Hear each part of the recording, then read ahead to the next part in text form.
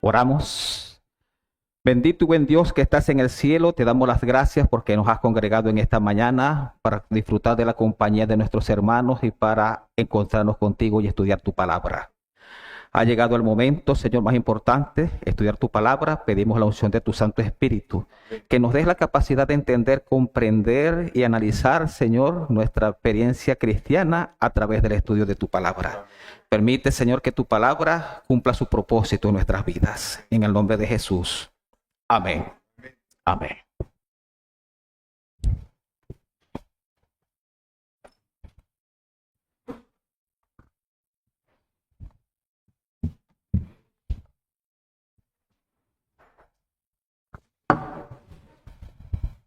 Nuevamente, feliz sábado, hermanos. Feliz sábado. Feliz sábado para cada uno de ustedes. Bienvenidos a la casa de nuestro Señor. Tanto ustedes que están aquí presentes como aquellos que se encuentran en la zona y que están conectados. Que puedan tener un lindo sábado disfrutando en familia y también con la presencia de su Señor. Bienvenida, hermanos. Le damos a Marisa. Bienvenida, Marisa. Nos alegramos de tenerte con nosotros. Bienvenida también le damos a Juan y Benjamín. Está con nosotros Benjamín, está allá. Juan acaba de salir. Sean bienvenidos a la casa de nuestro Señor. También, Miguel, ¿usted trajo una visita? ¿Invitó a un amigo suyo? No lo he invitado yo, lo ha traído Jessica.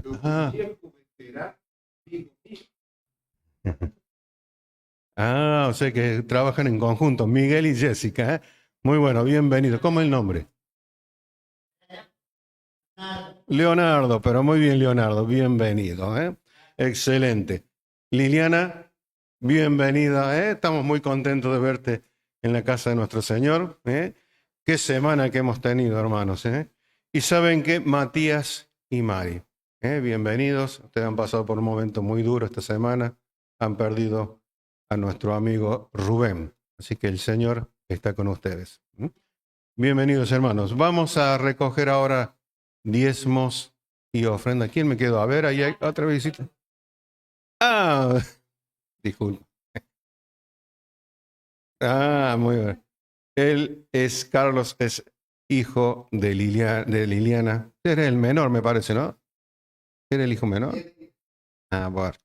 Está cerca del final. Pero debe haber sido uno de los más caprichosos por ser varón. Muy bueno, bienvenidos. Que disfrutes de la familia. Recogemos diezmos y ofrendas. Para ello vemos primero Probad y Ved. Probad y ved, historias de fe y fidelidad. Historia de hoy, ojos puestos en Jesús. Bueno, mi nombre es Hugo Martínez y yo estoy viviendo actualmente en la ciudad de La Serena, en la región de Coquimbo, Chile.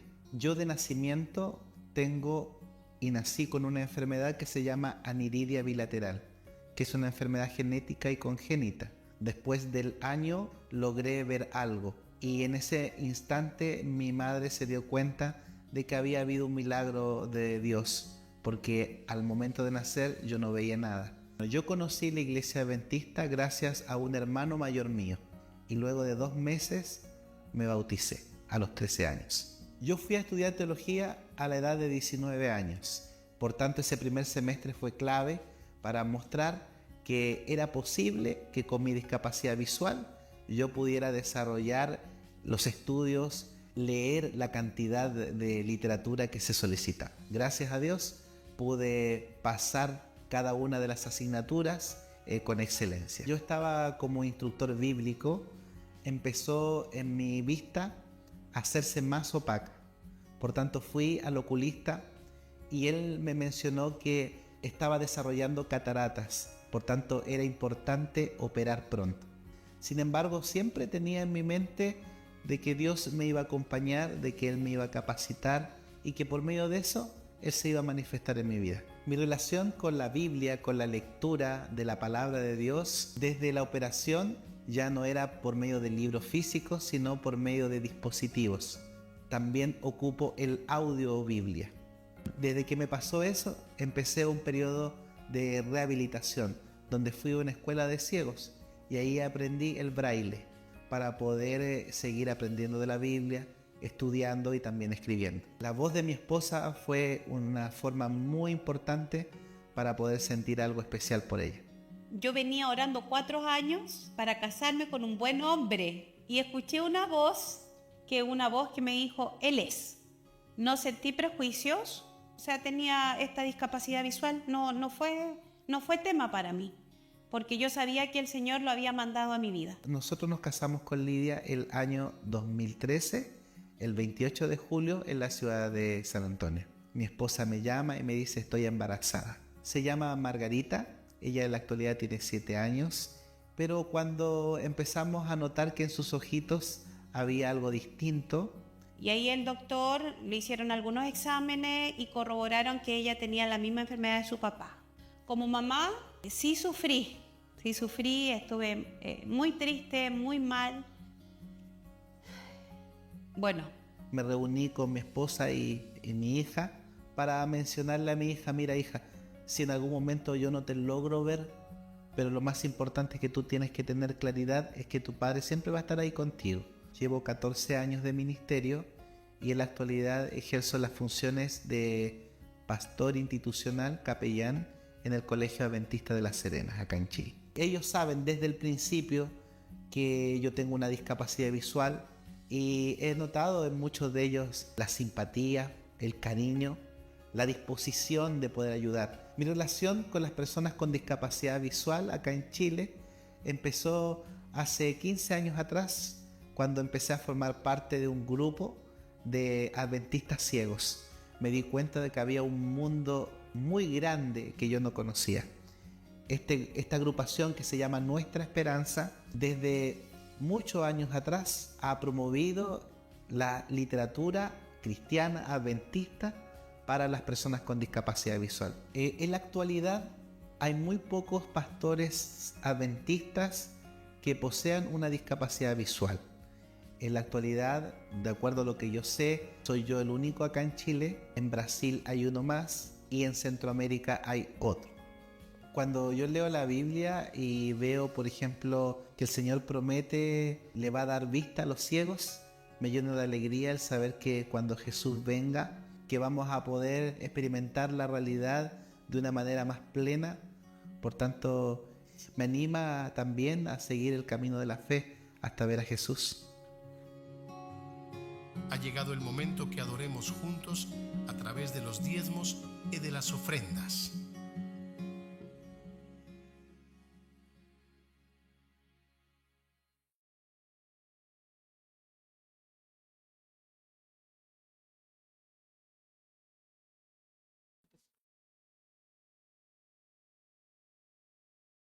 Por lo que nos estás regalando. Tu pueblo está acá, Señor, para darte y para recibir tu bendición. Hoy vamos a recibir lo que tu pueblo da, Señor. Sabemos que todo lo que vamos a recibir hoy va a ser bendición. Gracias, Señor, por bendecirnos y por este hermoso día. En el nombre de Jesús, mi Dios Todopoderoso. Amén.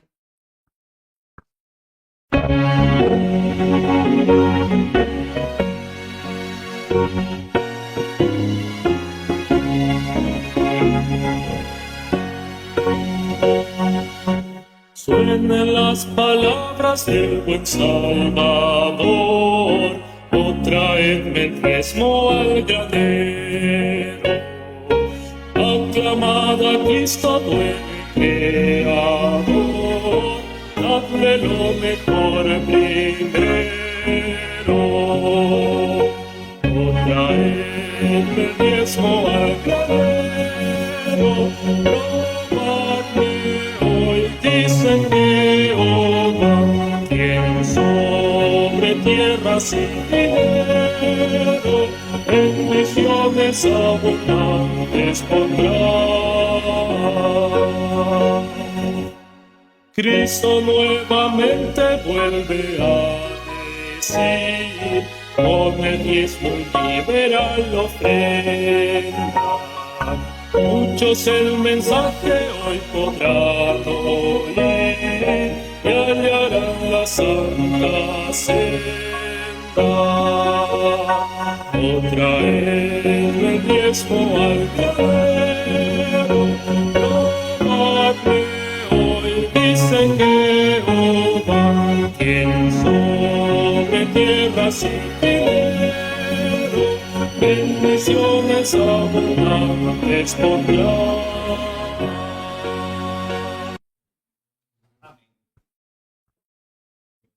Bien, vamos a entonar todos juntos el himno número 514, titulado Despertad, despertad, oh cristiano. Cuando sientan la música, nos ponemos de pie.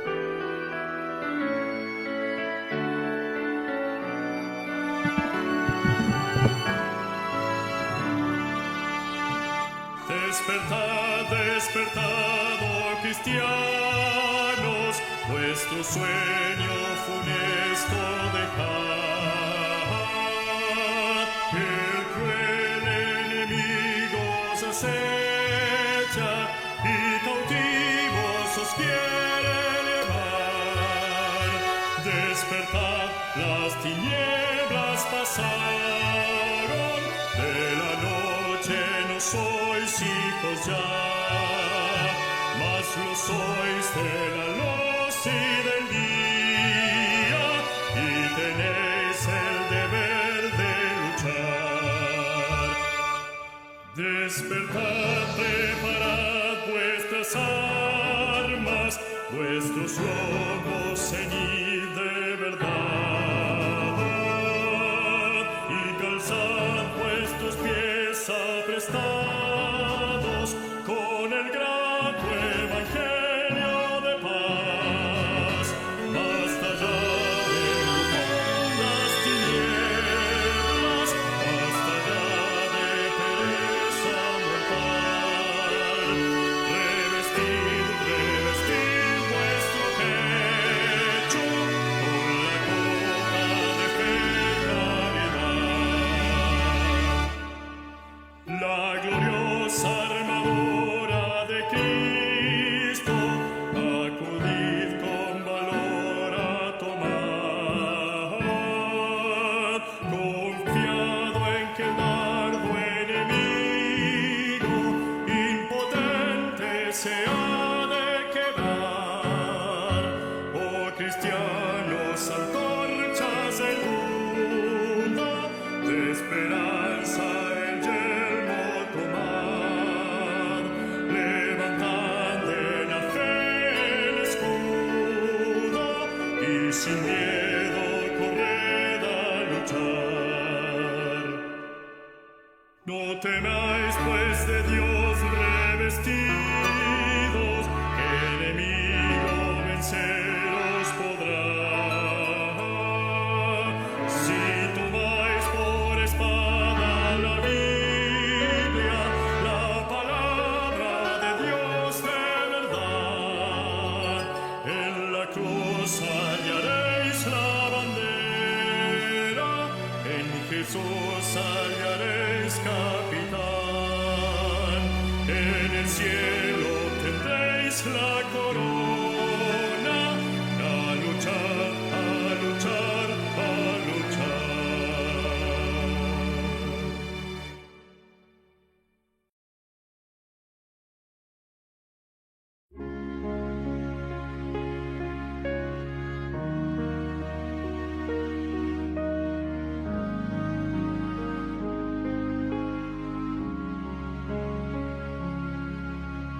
Oh Señor.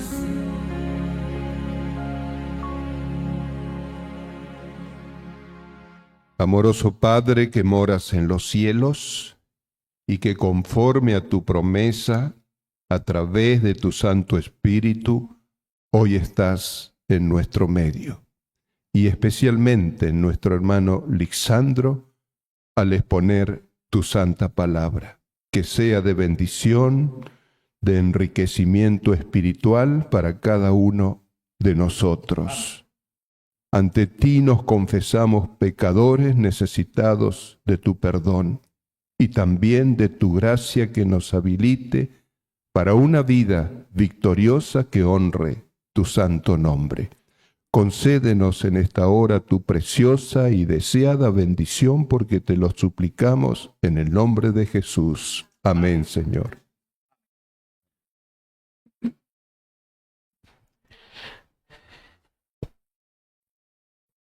Ya. Voy yo. Buenos días, mis hermanos.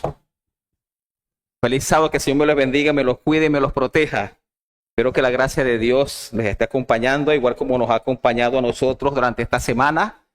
Y bueno, que se cumpla la promesa que Dios dijo por medio del libro de Josué. El Señor va a estar con nosotros siempre, hasta cuando estemos cruzando nuestro propio río Jordán. Muy bien, mis hermanos, un gusto para mí saludarles. Hoy me cedieron el tema para esta mañana, así que quiero aprovechar la oportunidad de saludar a los que están presentes. También quiero saludar a los que se encuentran conectados a través de la red YouTube. Hermana Mari, nuevamente quiero extenderle a su hijo, que no recuerdo su nombre, mis más sentidas condolencias. No es fácil. Que la gracia del Señor les acompañe. Siempre los hemos tenido presentes en nuestras oraciones y ahora con más razón. Así que el Señor le conceda su gracia y le fortalezca, porque es un camino duro que le toca todavía transitar. Así que los que han pasado por ese camino, como mi hermana Inés y otras muchas, saben que no es un camino fácil, pero tienen la bendita seguridad de que el Señor les está acompañando siempre.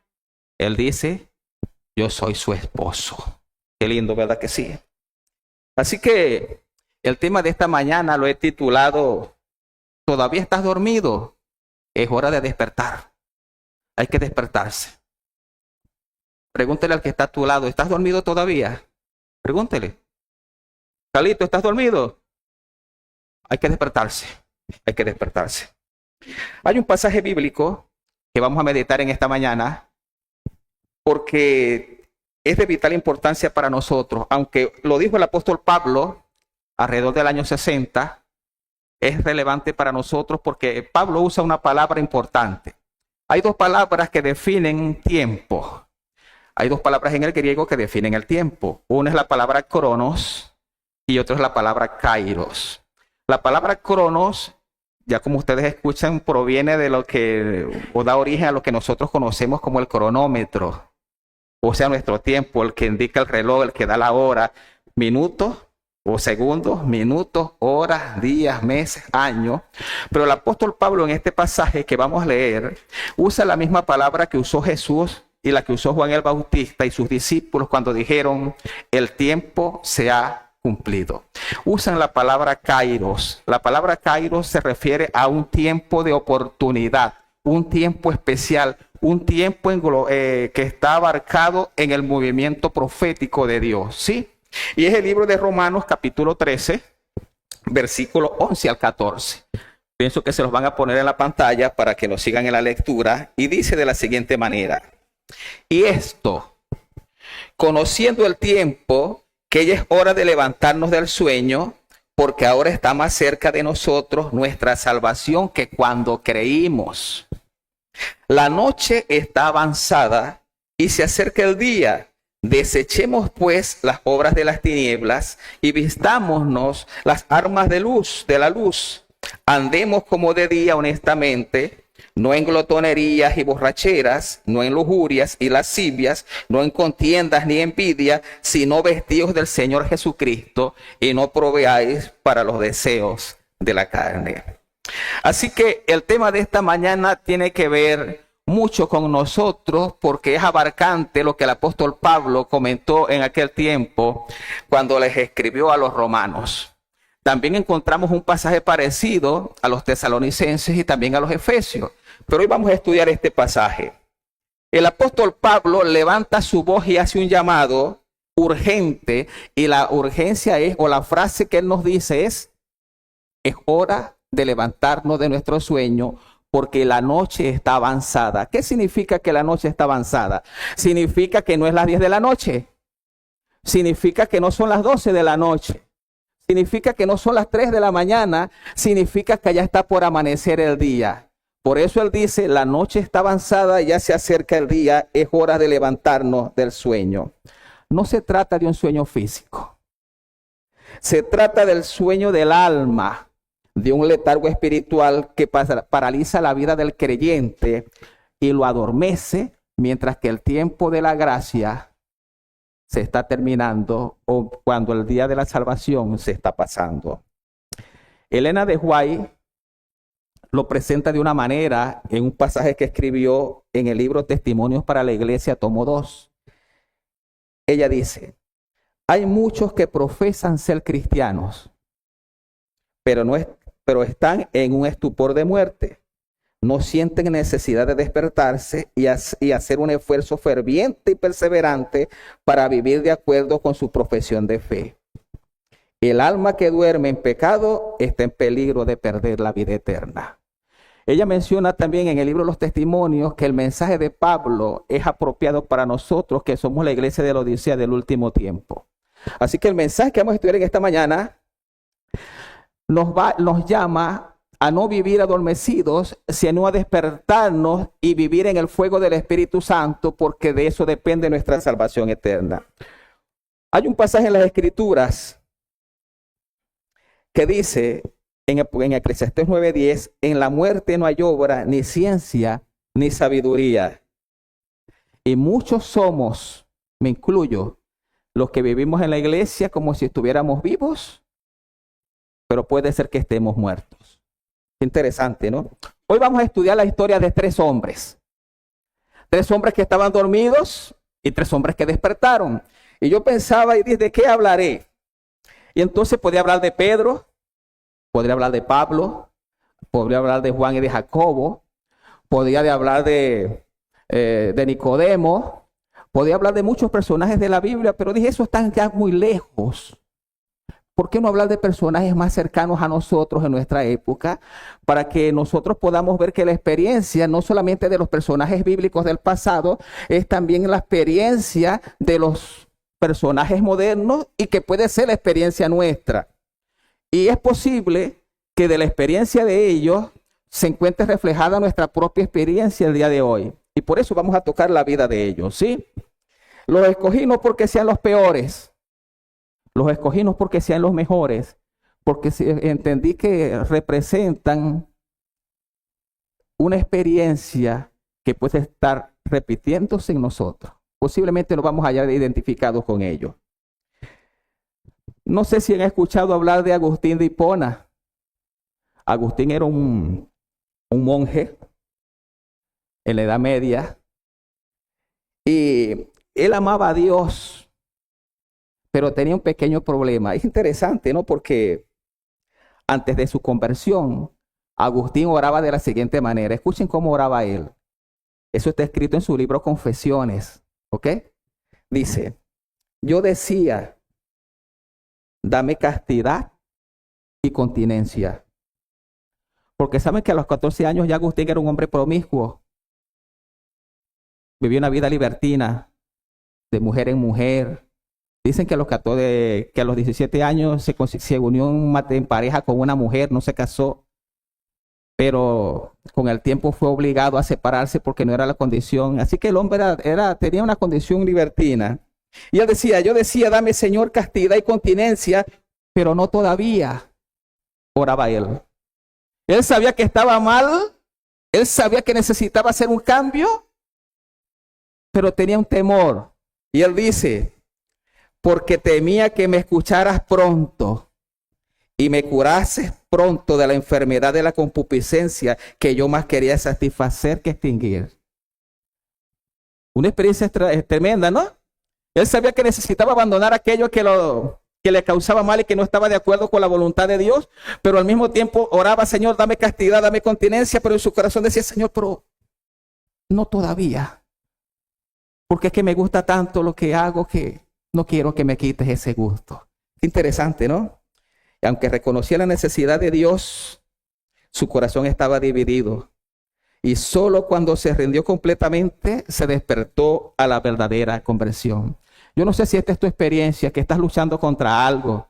Puede ser pornografía, puede ser mujeres, puede ser la mentira, puede ser el robo, puede ser la hipocresía, yo no sé. Y que tú has orado al Señor que te lo quite. Porque todos tenemos algo que sabemos que nos estorba en el camino al cielo y queremos que nos lo quite, pero parece que le decimos al Señor, todavía un poquito, Señor. Agustín narra un suceso importante que marcó su vida, marcó un antes y un después. Lo dice en el tomo 8 del capítulo 12 de su libro Confesiones. Él dice la historia que él estaba con Alipo en un jardín leyendo las epístolas de Pablo, y mientras que Alipo leía, dice que su corazón se sentía una cosa en el corazón y dice que él se apartó. Le dijo permiso y se fue más allá del jardín a llorar porque se sentía compungido en el corazón. Y él escribió lo siguiente: me levanté del lado de Alipio con el rostro descompuesto y los ojos llenos de lágrimas. Me retiré un poco más para poder llorar libremente, y mientras lloraba con gran amargura de mi corazón, oí una voz de niño, de uno o de una, no sabía decir si era niño o era niña, que repetía muchas veces, toma y lee, toma y lee, toma y lee. Y él dijo, no recuerdo ningún canto de niño que diga esas palabras, esa frase. Así que él dijo, tiene que ser que Dios me está diciendo algo. Toma y lee. Así que regresó donde estaba su amigo Alipo, tomó las cartas del apóstol Pablo y la abrió y tiró los ojos. Y cuando la abrió la cita que leímos ahora. Romanos capítulo 13, desde el versículo 11. El pasaje que leyó fue este, versículo 13. Andemos como de día, honestamente, no en glotonerías y borracheras, no en lujurias ni lascivias, no en contiendas ni envidia, sino vestidos del Señor Jesucristo, y no proveáis para los deseos de la carne. Inmediatamente él relata en su libro Confesiones y dice, no quise leer más, ni era necesario. Apenas terminé esta frase, entró una luz de certeza en mi corazón y todas las tinieblas de la duda huyeron de mí. Agustín aquel día entendió algo, que él le pedía no que se reformara poco a poco, sino que se rindiera completamente al Señor. ¿Han conocido ustedes personas que quieren dejar de fumar? Y dicen, bueno, yo estoy dejando de fumar, me fumo ya nomás 10 cigarrillos diarios, lo voy dejando poquito a poco. Agustín tenía ese problema. Puede ser que sea el problema nuestro. Puede ser que nosotros también tengamos algo porque sabemos que lo que tenemos que hacer es rendirnos, porque luchar contra él es imposible, pero no hemos entendido todavía que lo que tenemos que hacer es rendirnos al Señor. Vivía en la tibieza, amaba el bien, pero sin dejar el mal. Qué interesante es esto, ¿no? Agustín es el retrato de miles de personas a través de todos los tiempos. Aquellos que están convencidos de lo que es la voluntad de Dios y lo que Dios espera de ellos, y que hay un cielo que ganar y un infierno que perder, como dice la señora White, pero dicen, todavía no. Qué interesante es esto. En el libro Palabras de Vida del Gran Maestro, página 227, la hermana White escribió, miles están en el umbral del reino, pero nunca entran, esperan un momento más convincente para rendirse, pero ese momento no llegará jamás, porque el momento es ahora. ¿Saben que Agustín despertó del sueño de la carne? Renunció a su carrera pública y también renunció a su vida de placeres desde ese día. Y él escribió después en su libro, y es lindo lo que escribió. Él dice, oh Señor, te amo con todo mi corazón, con toda mi alma y con toda mi fuerza. Tú rompiste mis ataduras, a ti sacrificaré alabanza. No me duermo, me llamó la atención esta parte cuando él dice, no me duermo más en la vanidad ni busco las ilusiones de este mundo. Me convertiste a ti y arrancaste de mi corazón el deseo de honores y riquezas en los cuales había vivido antes, y que me hiciste ver cuán vil era gozar de las cosas perecederas. Ahora mi alma no ansía sino servirte gratuitamente y contemplarte. Tú, Señor, eres mi única esperanza y mi única herencia en la tierra de los vivientes. Mi boca y mi corazón están llenos de tus alabanzas. Que todos los que están condenados, los que están encadenados a los placeres de la carne, a los honores del mundo o a la avaricia de la riqueza, lean lo que soy ahora y vean en mí lo que pueden llegar a ser si ponen su esperanza en ti. ¿Lindo o no es lindo? Un hombre que durante su vida luchó y luchó y luchó y no era capaz de rendirse hasta que, leyendo la Escritura, entendió. Lindo. Yo no sé si te ves reflejado en esta historia. Estás luchando contra algo. El Señor solamente te dice, ríndete. No cambies por ti mismo, no vas a poder. Tienes una naturaleza pecaminosa que tira de ti hacia abajo. Dios quiere tirarte hacia arriba. El otro hombre es el monje Martín Lutero, es un poco más famoso. Martín Lutero fue entrenado en teología, reconocía la Biblia, conocía bien la Biblia en latín y guardaba rigurosamente todas las normas monásticas de su tiempo. Él mismo confesó: yo era un monje impecable. Si alguien podía haber alcanzado el cielo por la vida monástica, ese habría sido yo. Y es que interesante, ayunaba, oraba, se disciplinaba y hasta se castigaba físicamente para no cometer pecado. Creía que la salvación dependía de cuán perfecto fuera en su comportamiento. En otras palabras, para él no era importante lo que había por dentro, sino lo importante era cómo se comportaba por fuera. Porque Dios estaba viendo cómo te comportabas y si te comportabas mal, entonces te castigaba. Era interesante eso. Era muy religioso, tenía conocimiento teológico, pero no estaba convertido realmente. Era un religioso sincero, pero la sinceridad no salva a nadie. Estaba completamente perdido, porque su confianza estaba en las cosas que hacía y no, su confianza no estaba en Dios. Por eso dice que su transformación verdadera llegó a través también del libro de Romanos, cuando leyó Romanos 1:17. Y ustedes saben el pasaje lo que dice: mas el justo vivirá por la fe. Y aquel texto cambió la vida de Lutero para siempre, ¿no? Y es interesante porque Lutero representa a aquellos que hoy día leen la Biblia, que oran, que asisten a la iglesia, pero son como los fariseos del tiempo de Jesús. Eso es interesante, que tenían una religión sin relación y tenían un conocimiento sin conversión. Podían ser muy sinceros, pero la sinceridad no basta. Y lo que voy a leer ahora sería duro si lo dijera yo. Mateo 23, versículo 28. Sería bueno que lo pusieran en la pantalla. Pero es Jesús el que lo dice. Y dice así: así también vosotros por fuera, a la verdad os mostráis justos a los hombres, pero por dentro estáis llenos de hipocresía e iniquidad. Es duro lo que Jesús dice, porque no es como nos presentamos por fuera lo que nos define como cristianos o como salvos, sino la manera en que nos somos por dentro. Porque cuando lavamos el plato por dentro, el por fuera también estará limpio, dijo Jesús. Lutero despertó del sueño del legalismo y se vistió de Jesucristo. Dice él en su prefacio de Obras Latinas: cuando entendí que la justicia de Dios es un don gratuito, me sentí completamente renacido. Entonces pasé de odiar a Dios a amarlo. Y este pasaje de Pablo fue para mí la puerta del cielo. Como ustedes pueden notar hasta ahora, estos dos personajes luchaban con situaciones diferentes en su vida, pero que fue la palabra de Dios la que les trajo libertad.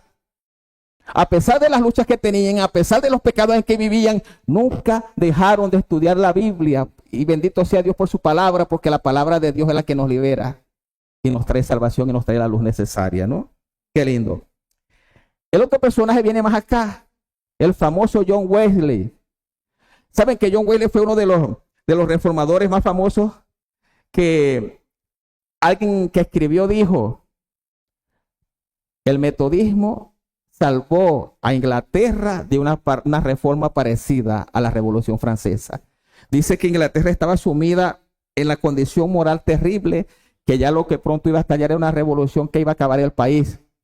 Pero ¿quién fue Wesley? ¿Quién fue Juan Wesley? Juan Wesley era hijo de un pastor anglicano, fundador del movimiento metodista, misionero, pastor, maestro y evangelista. Si nosotros necesitáramos un anciano de iglesia y este hombre se fuera bautizado en nuestra iglesia, lo fuéramos nombrado anciano, tal vez, o por lo menos algún departamento de la iglesia le hubiésemos dado. Yo pienso que sí, tiene buenas credenciales, pero es interesante esto, ¿no? En 1735, Juan Wesley viajó desde Inglaterra a la colonia de Georgia, en los Estados Unidos, para evangelizar a los nativos de la tribu de los indios Creek.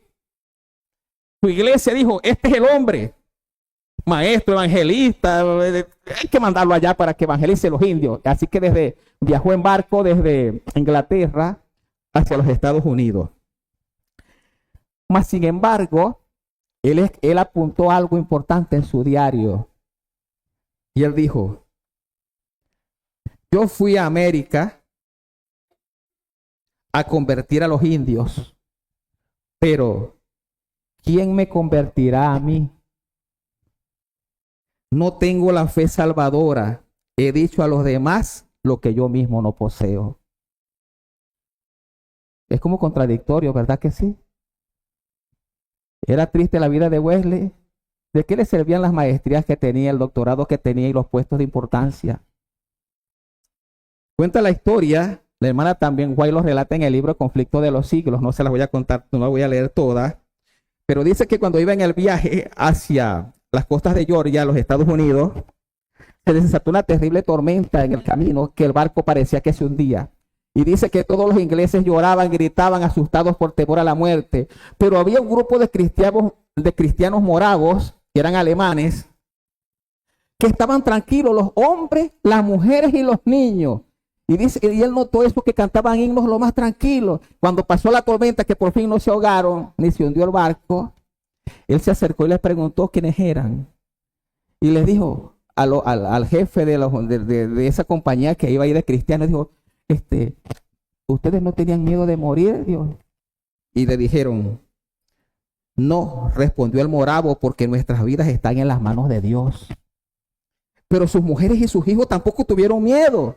Y él dice, no, alabado sea Dios, respondió el hombre, nuestros corazones están en paz. Y él quedó tan impresionado con eso que lo llevó en el corazón. Llegó a Georgia, visitó a los indios Creek, los evangelizó 2 años. Fracasó, volvió frustrado porque no cumplió el propósito que había ido. La hermana White dice más adelante algo de él que quiero dejarlo dentro un ratito. Dice que Wesley quedó tan impresionado por la fe serena de aquellos moravos que él dijo, caramba, yo no tengo de nada de eso. Yo estoy tan preocupado en mi vida de religión, de obras y deberes, que no tengo esa fe salvadora. Por eso dijo lo que dijo hace ratito. Él predicaba, viajaba, enseñaba, pero todavía no tenía la experiencia del nuevo nacimiento. Y él mismo lo reconoció cuando dijo esto. ¿Cuántos son? Dijo en un sermón que predicó, el sermón 121. Predicaba el hombre, ¿no? 121 sermones, por lo menos hasta acá. Y él dice, ¿cuántos son los que se han atrevido a predicar a Cristo sin conocer a Cristo? Muchos hablan de las cosas de Dios mientras son extraños a ella en sus propios corazones. Pero dice que cuando volvió de Georgia, de los Estados Unidos a Inglaterra, se reunió en la iglesia de los moravos y aprendió por las escrituras y los sermones que ellos daban. Aprendió un poco de lo que era la fe salvadora. Y entonces leyeron el prefacio al libro de los Romanos, que es el tema que nos abarca hoy, que convirtió a Lutero. Y entonces dice que cuando escuchó aquello, dice él, sentí mi corazón arder extrañamente dentro de mí. Sentí que confiaba en Cristo, solo en Cristo para la salvación, y me dio la seguridad de que Él había quitado mis pecados, aún los míos, y me salvó de la ley del pecado y de la muerte. Ese fue su verdadero encuentro con Cristo. No eran los títulos ni la educación que había recibido, era entender que Cristo era suficiente para él. Elena de White lo describe así en el libro Conflicto de los Siglos, página 258. Cuando más tarde, durante su estancia en Georgia, entró en contacto con estos humildes testigos de Cristo, se convenció de que él mismo carecía de la fe que lo sostenía. Al regresar a Inglaterra, se unió en comunión con los moravos y bajo su instrucción llegó a comprender la verdad concerniente a la salvación por la fe en Cristo. ¿Y saben lo que es triste de esto? ¿Cómo se puede ser cristiano sin Cristo? ¿Cómo se puede predicar a Cristo sin conocer a Cristo? ¿Y cómo se puede hablar de las cosas de Dios, hermano, sin conocer a Dios? ¿Es posible eso? Sí es posible, pero no es lo correcto. Jesús le dijo a Nicodemo en San Juan capítulo 3, si no naces de nuevo no verás el reino de los cielos. ¿Y qué respondió Nicodemo? ¿Cómo puede un hombre viejo siendo ya tan grande? Me meto en el vientre de mi mamá. ¿Será que todavía tiene la mamá viva? No sé, pero si la tenía muerta no tenía esperanza. Y Jesús le dijo, eres tu maestro de Israel, de la nación, y no sabes esto. ¿Qué podrá quedar de nosotros que muy pocas veces estudiamos las Escrituras para buscar la verdad de Dios para nuestras vidas? Es una historia interesante. La historia de Wesley también nos enseña que predicar o hacer obras religiosas no garantiza conversión. La verdadera transformación ocurre cuando permitimos que Cristo llene nuestro corazón. Wesley despertó de su sueño y podíamos decir, aleluya, hubo un movimiento de reforma terrible en Inglaterra. La condición moral cambió. Los asaltos, las cosas malas del país bajaron. La moralidad volvió a su nivel. Las cárceles se vaciaron. La delincuencia disminuyó. Se establecieron movimientos de oración y de obra social para ayudar a los pobres. Toda una reforma sucedió porque aquel hombre fue convertido. Tremendo, ¿verdad que sí? Tremendo. Y ustedes me dirán, bueno, hermano Lisandro, ¿y qué tiene esto que ver con nosotros hoy? Mucho. Mucho, porque la hermana Joy lo menciona y también lo menciona Pablo. Y la Escritura tiene un cumplimiento de doble partida. Pablo dice, conociendo el tiempo profético. Y nosotros podemos decir, ¿estamos nosotros incluidos en algún movimiento profético del fin del tiempo? La noche está avanzada y se acerca el día. Ya está por terminar la noche, se está por terminar la gracia, ¿sí o no? Entonces el mensaje es relevante para nosotros. ¿Y saben por qué es interesante esto? Porque hay dos ejemplos, dos ilustraciones que Jesús toma para el pueblo del fin del tiempo. Uno es la iglesia de la Odisea, Apocalipsis capítulo 3. Y otro es una parábola que aparece en Mateo 25, donde habla de las 10 vírgenes. ¿Recuerdan? Yo no se las voy a repetir porque ustedes la conocen. Jesús a la iglesia de la Odisea le dice algo importante. Apocalipsis 3, 15 a 16. Usted lo conoce. Jesús dice, yo conozco tus obras, que ni eres frío ni caliente. Y él dice, ojalá fuese frío o caliente, pero por cuanto eres tibio, estoy por vomitarte de mi boca o te vomitaré de mi boca. Yo mientras preparaba el tema me puse a pensar en este pasaje, porque me venía a la mente, ¿no? Mientras preparaba el tema. Y ese versículo lo he leído mucho, lo he estudiado mucho en profecía, lo he leído en libros de todo tipo, mensajes que he escuchado. Y parece que no entendía y me puse a leer el pasaje. ¿Qué es lo que Jesús quiere decirme? Porque es para mí. ¿Qué es lo que Jesús quiere decirme? Y le pregunté a mi hija Sordis, que estaba en la cocina, y le digo, hija, no sé cómo decirte ni explicarte lo que te quiero decir. ¿Qué se siente? O sea, ¿qué siente una persona que quiere vomitar? ¿Qué siente? ¿Cuántos han vomitado alguna vez? Todito. Sí, alguna vez hemos vomitado, ¿verdad que sí? Y las madres más, ¿verdad que sí? Muy bien. Entonces le digo, hija, ¿qué sienten? Y la hija me dice, ¿qué va a hacer, pa? Me dice ella, náusea. Náusea, no, hija, pero náusea. Y entonces me dice, sí, náusea. Así que volví al pasaje de Apocalipsis 3 y lo parafraseé y dije, ¿saben lo que Jesús nos está diciendo? Es una cosa triste. Triste. Dice, yo te conozco. Y no eres lo que muestras ni dices ser. me causas náuseas. Y yo cuando escribí esto, porque estoy pensando y escribo, después que escribo pienso y vuelvo para ver lo que escribí, y me dio una cosa en el alma, ¿saben? Porque está hablando es de mí. Jesús me ve y me dice, yo te conozco.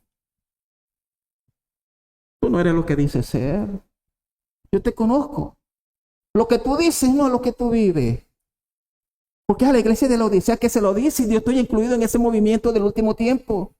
Y que me digan, hermano Walter, que yo te diga, hermano, mire, por favor, apártese de mi presencia, me das náuseas. ¿Cómo se sentiría usted? ¿Cómo te sentirías vos, hablando de tipo argentino? ¿Cómo te sentirías tú, Carlos? Por favor, Carlos, ¿qué me vas a decir tú a mí? ¿Tú crees que yo no te conozco? Ve, lo que me das es asco, me das ganas de vomitar. ¿Es duro o no es duro? Yo no puedo decir eso porque yo no conozco su experiencia, cómo ha vivido usted su vida cristiana. Yo no sé. Yo no sé quién es la María Inés cuando nadie la ve. Ustedes no saben quién soy yo cuando nadie me ve. Pero Jesús nos ve y Él es el que escribe el mensaje profético. Qué interesante es esto. Elena de White lo dijo de esta manera, comentando ese pasaje.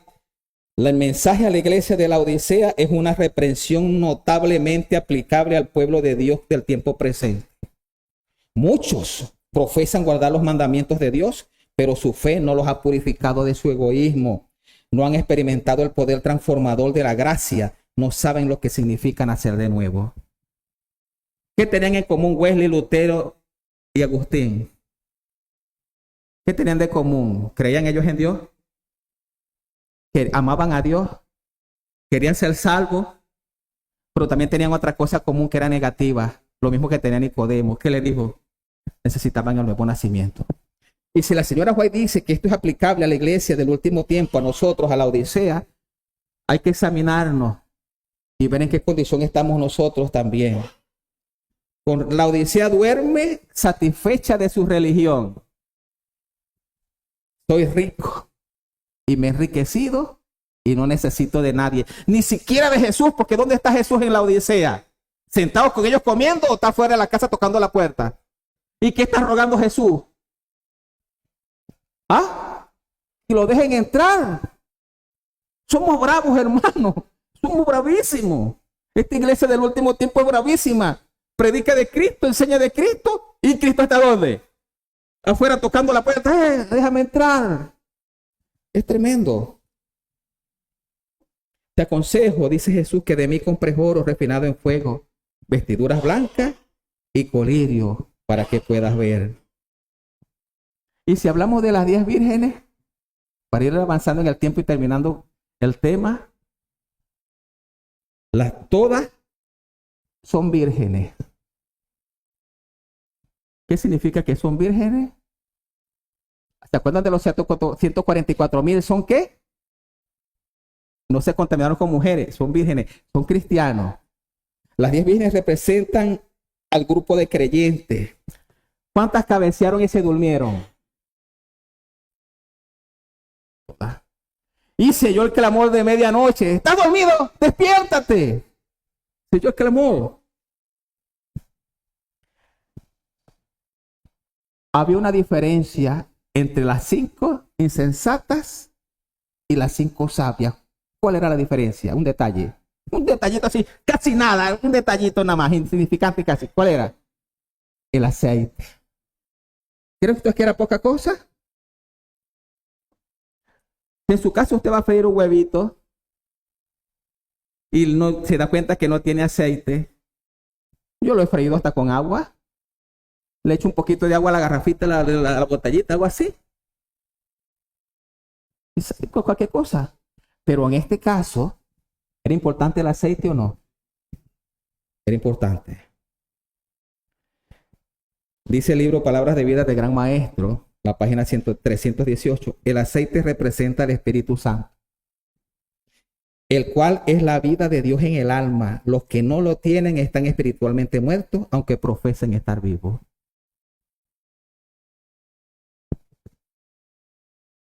Son palabras que se leen fácil, pero son palabras que golpean duro. No es cuántos años tienes en la iglesia, no es cuántos cargos tú tienes o cuánto conocimiento tú tienes de los idiomas. Es mi experiencia personal con Cristo. ¿Qué tanto Espíritu Santo tengo yo? Cuando se despertaron, todas se despertaron cuando escucharon el clamor, ¿verdad que sí? Pero así a 5 se les dijo, de cierto les digo, no los conozco. Mensajes Selectos tomo 2 dice, las vírgenes insensatas no tenían aceite en sus lámparas, estaban descuidadas en el tiempo de preparación. No comprendieron la necesidad de velar y orar. Cuando el esposo vino, estaban sin preparación y la puerta se cerró. Se quedaron afuera y fue pronunciada la terrible palabra, de cierto os digo, no conozco. Esto significa no que el Señor no conocía quiénes eran, sino no los reconozco como míos, no tienen el sello de mi carácter, no pueden entrar en las bodas del Cordero. Nosotros tenemos que tener cuidado de ser cristianos sin Cristo y ser espirituales sin espíritu. ¿Se entiende? Porque la palabra espíritu significa, es una palabra griega, neuma, de donde viene nuestra palabra neumático. O sea, significa lleno de aire. Lleno de aire. Si yo tuviera 2 gaseosas, 2 latas, una ya me la tomé, la otra está llena, y yo agarro la lata vacía y la tiro así contra el suelo, y luego agarro la llena y la tiro contra el suelo, ¿habrá diferencia en el sonido? ¿Cuál hace más escándalo y más bulla? ¿La llena del espíritu o la vacía?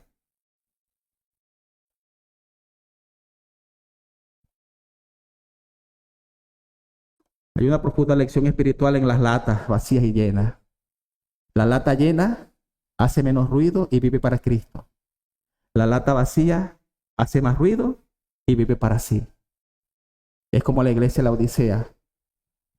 Promulga que es rica, que no necesita nada, pero tiene algunos problemas.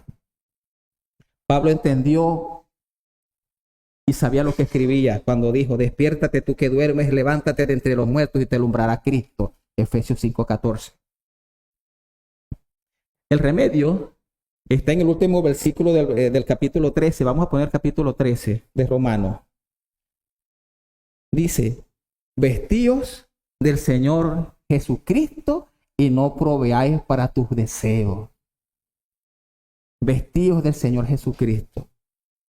Eso convenció a Agustín que el Señor lo estaba llamando a entregarse completamente.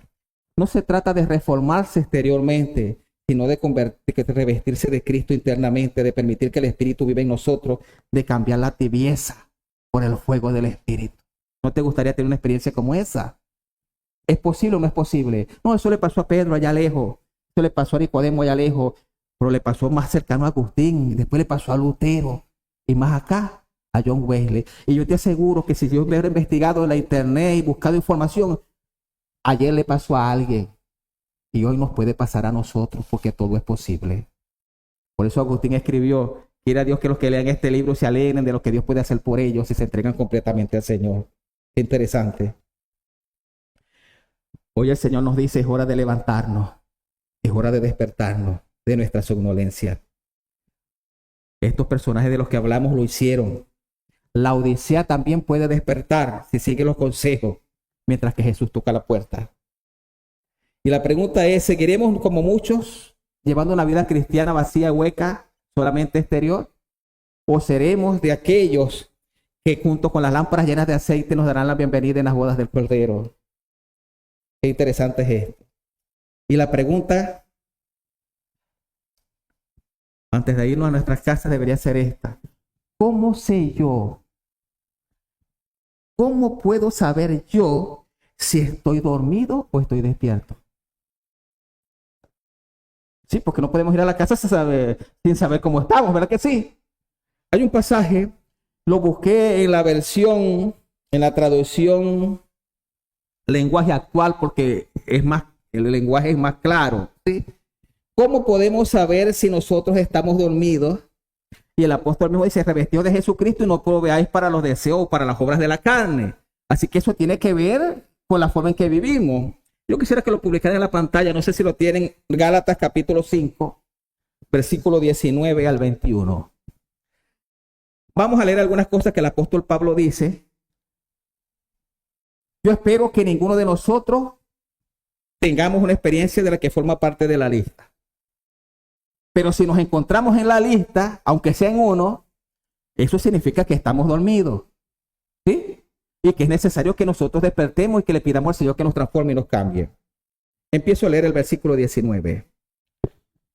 Dice el apóstol Pablo: todo el mundo conoce la conducta de los que obedecen a sus malos deseos. No son fieles en el matrimonio. Tienen relaciones sexuales prohibidas. Muchos vicios y tienen malos pensamientos. Adoran a dioses falsos. Practican la brujería. También odian a los demás. Se pelean unos con otros. Son celosos. Y por todo se enojan. Son egoístas. Discuten y causan divisiones. Son envidiosos. Se emborrachan. Y cuando hacen fiesta, hacen locuras. Y muchas cosas malas que saben que no deben hacer. Les advierto. Mire que es una advertencia lo que dice Pablo. Como ya se los he dicho antes, que los que hacen esto no formarán parte del reino de Dios. Mi hermano querido, con toda mi alma, me dijeron: Lisandro, predica algo lindo. Y yo pensé y dije: a Moisés tiene quien lo lea todos los sábados en los días de reposo. Y el mensaje es lindo. ¿Saben por qué es lindo? Porque lo que te estoy diciendo es, por medio de la palabra de Dios, que no importa cómo estemos hoy, el Señor nos puede cambiar. Y que cada día que pase es una oportunidad. Y que si tú viste en esa lista, te viste reflejado en esa lista, el Espíritu te impresiona esa lista, el Señor quiere cambiarte y quiere llevarte al reino de los cielos. La noche está avanzada y se acerca el día. Termino con un pasaje bíblico. 1 Tesalonicenses 5, 4 al 6. Dice el apóstol Pablo: mas vosotros, hermanos, no estáis en tinieblas para que aquel día os sorprenda como ladrón. Porque todos vosotros sois hijos de la luz e hijos del día. No somos de la noche ni de las tinieblas. Por tanto, no durmamos como los demás, sino velemos y seamos sobrios. Y termino con una frase del apóstol Pablo: levántate tú que duermes de entre los muertos y te alumbrará Cristo. ¿Cuántos quisieran que Cristo les alumbrara? Yo quisiera que estemos de pie porque vamos a orar. Vamos a orar porque necesitamos decirle al Señor que de verdad nos despierte. Yo sé que a veces la vida nos lleva un poco agitados. Sí, póngase de pie. Y vamos a preparar el himno que está allí, hija, en la cartelera. El tiempo se nos está pasando. Y en nuestras vidas están sucediendo cosas que no nos imaginábamos que iban a suceder nunca, por lo menos no todavía.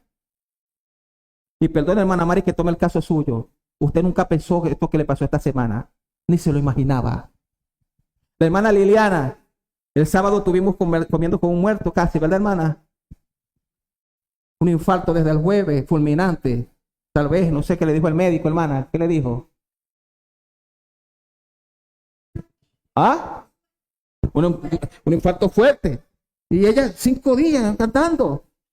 Perdóneme la expresión, pero era un muerto, hermano, que andaba con nosotros comiendo y paseando. El que dio el testimonio aquí el sábado. No somos dueños de la vida. Y en la vida suceden cosas que no nos esperamos. Por eso la Biblia no habla de mañana, sino que dice, el día es cuando. Es hoy. Si oyeres hoy su voz, no endurezcamos nuestros corazones. Vamos a cantar este himno. El himno 221. El Señor quiere darnos entrada amplia en el reino de los cielos.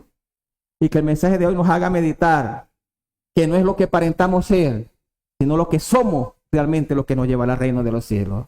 Usted no necesita aparentar algo delante de mí para que yo diga usted se salva. Usted necesita ver cómo lo ve Cristo y que Cristo tiene la solución para usted. Amén. Himno 221.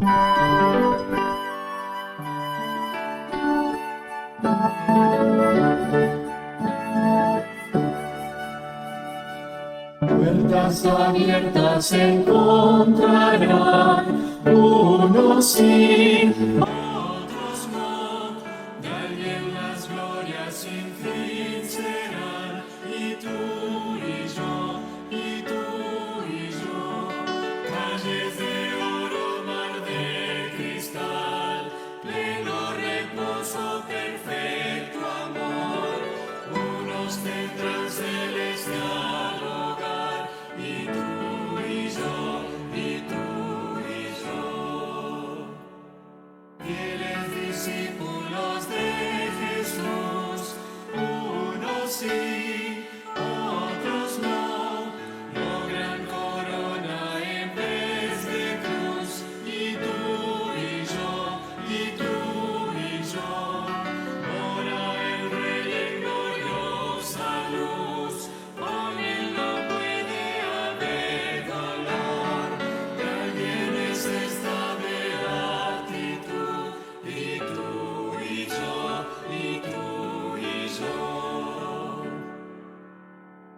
Puertas cerradas se encontrarán, unos sí, otros no. No te conozco, escucharán, y tú y yo, y tú y yo. Ciegos y sordos no creen hoy, tarde sabrán de su gran error. El que desdeñan será su juez, y tú y yo, y tú y yo. Son herederos del porvenir, unos sí, otros no. Los que procuran por Dios vivir, y tú y yo, y tú y yo. Cuando concluya la dura ley, en compañía del Salvador, alguien será sin cesar feliz, y tú y yo, y tú y yo. Oramos. Bondadoso y buen Dios, sabemos que tu palabra es tu palabra. Sabemos que tu palabra, Señor, nos instruye, nos enseña, nos redarguye y nos reprende. Pero, querido Dios, como un Padre amante, nos guías por el sendero por el cual quieres que vayamos a fin de que un día nos encontremos contigo en la patria celestial. Puede ser que el mensaje haya parecido duro para algunos. Puede ser que para otros haya sido aliciente, un bálsamo, de saber que hay esperanza, Señor, que no todo está perdido. Permite, oh querido Dios, que tu gracia nos acompañe, no solamente nos salve, sino que nos transforme y nos cambie, que podamos experimentar el nuevo nacimiento, que podamos, Señor, disfrutar de la santificación sin la cual nadie te podrá ver. Permite, oh querido Dios, que tu pueblo que está delante de ti y aquellos, Señor, que nos ven a través de la internet, puedan, querido Dios, recibir abundantemente de la gracia de tu Espíritu. Danos de tu Espíritu, Señor. Sabemos que tú dijiste tú mismo, Señor Jesús, que si nosotros siendo malos le sabemos dar más buenas a nuestros hijos, cuánto más le darás tú el Espíritu Santo a los que se lo pidan. Por lo cual, querido Dios, pedimos tu Espíritu Santo. Pedimos perdón. Pedimos que nos des luz para caminar mientras que todavía hay luz. Llévanos con bien a nuestros hogares. Permítenos meditar en estas cosas. Permite, oh querido Dios, que en tu gracia, en tu poder podamos ser transformados y vivir la vida que tú quieres que vivamos. Porque de verdad, desde lo más profundo del corazón, nosotros queremos vivir la vida que te agrada, Señor, pero hay cosas que nos atan todavía. Ayúdanos, Señor, tráenos libertad. Danos de tu Espíritu para que nos libere y reviente las cadenas. Hay ejemplo a través de tu palabra. Hay ejemplo a través de la historia. Señor, permite que nosotros podamos ser un ejemplo en este tiempo. Permite, oh querido Dios, que podamos vivir la vida de la fe y formar parte de esa generación final, de ese grupo de los 144,000, Señor, que estarán enfrente delante de ti y que estarán junto al mar de vidrio con aquella gran multitud, Señor, con palmas en las manos, símbolo de victoria, porque alcanzaron la victoria sobre el mundo, el pecado y la muerte. Danos pues de tu gracia, Señor, en el nombre de Jesús. Amén. Dios me los bendiga, mis hermanos.